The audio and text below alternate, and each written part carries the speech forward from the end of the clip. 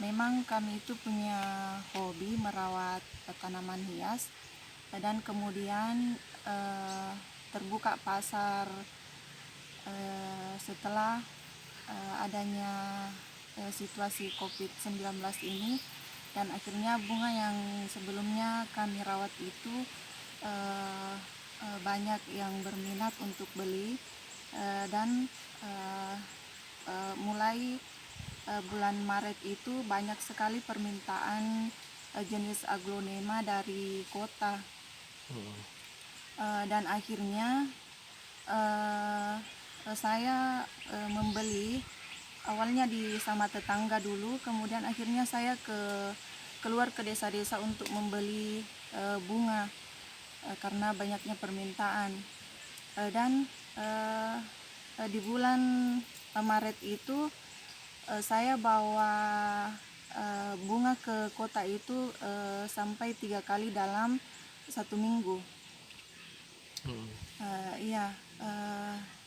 Awalnya saya tidak memiliki modal untuk membeli banyak jenis aglonema karena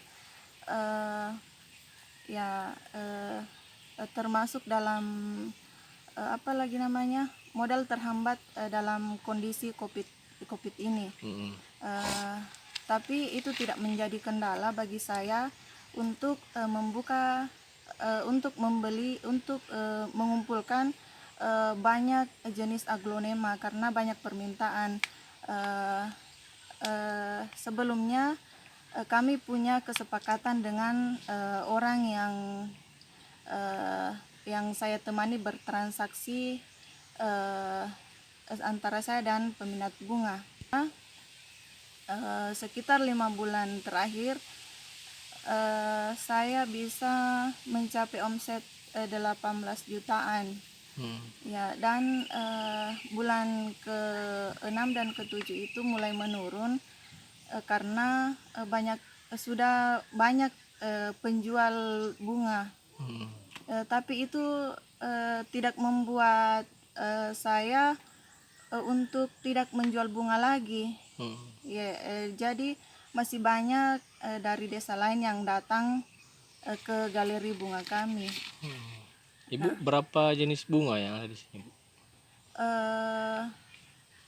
Sekitar 50-an jenis aglo yang ada sekarang ini. Selain aglo? Ya, ada juga jenis bunga berkayu, yaitu puring. Ada juga dari Bantaeng, dan pengirimannya itu biasanya melalui sopir angkot yang ke Makassar. Ada juga yang pembeli dari Sinjai, Kabupaten Sinjai. Bu, rata-rata bunganya dijual berapa sampai berapa, Bu? Minimal itu 35.000 sampai 350.000 per pohon. Memesan dari Lampung. Ya, pembelian melalui online. Jadi sehari-hari memang ditemani sama bapak merawat bunga-bunga yang ada di Galirita. Iya. Jadi bapak yang memberikan nutrisi, yang menyemprotkan nutrisi itu kepada ke tanaman kami, eh, untuk mulai dari perawatan tanahnya, nutrisi untuk tanah dan daun, kemudian batangnya. Ibu, Kami buat nutrisi alami itu yang terbuat dari bahan yang tersedia dari alam. Bahannya kami dapatkan dengan mudah. Misalnya jantung pisang itu kami tidak beli, yang disediakan hanya gula merahnya saja. jantung Kemudian, pisang dengan gula merah itu dipakai iya, untuk apa? untuk batang tanaman. Kemudian untuk penyubur tanah kita pakai namanya mikroba 2.